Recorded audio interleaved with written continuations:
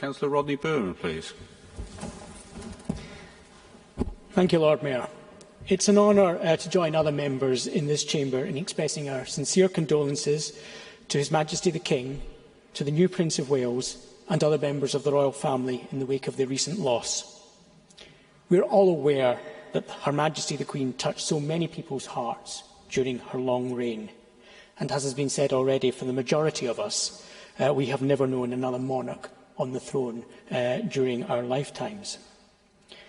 Now, I was privileged to have the opportunity to have met the Queen on a number of occasions during the time I was both Leader of the Opposition and then Leader of the Council.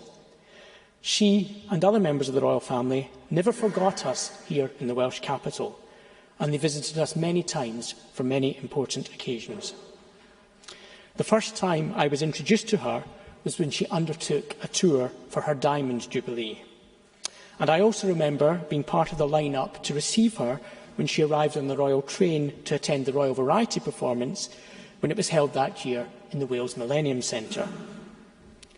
The Queen was always warm and friendly.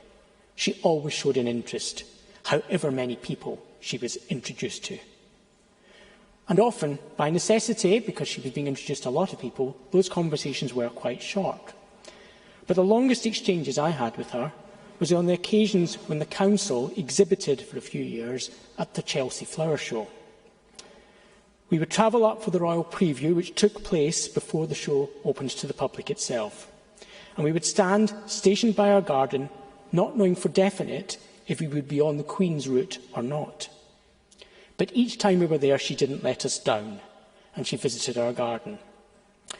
Now, the first year we exhibited, we had a garden that we'd worked on with BBC Wales, and it was jointly promoting the city's role as the home of Doctor Who.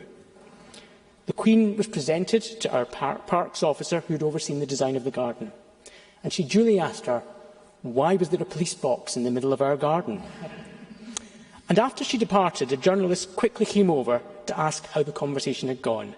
And the next day, there was our garden on the front page of the Daily Telegraph, all about how the Queen had been so intrigued by it. Well, you simply couldn't buy publicity like that. She did our city a great service. Another year we had a garden featuring our major shopping centres, in part to mark the opening that year of the St David's 2 shopping centre. And I have a wonderful photograph of me showing the Queen around the garden. And for many years that photograph sat proudly on my late mum's sideboard.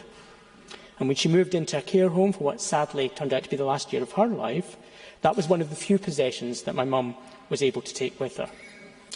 But many people asked me over the years what was actually happening in the photograph, and my explanation was always quite straightforward.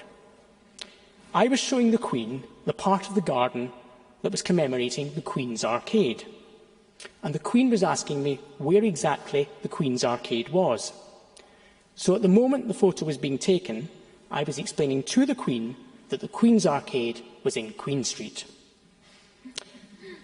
Now, I know different people will have different views about the monarchy, but it's at times like this when it strikes you how much loved the Queen was by so many of the people we as councillors represent.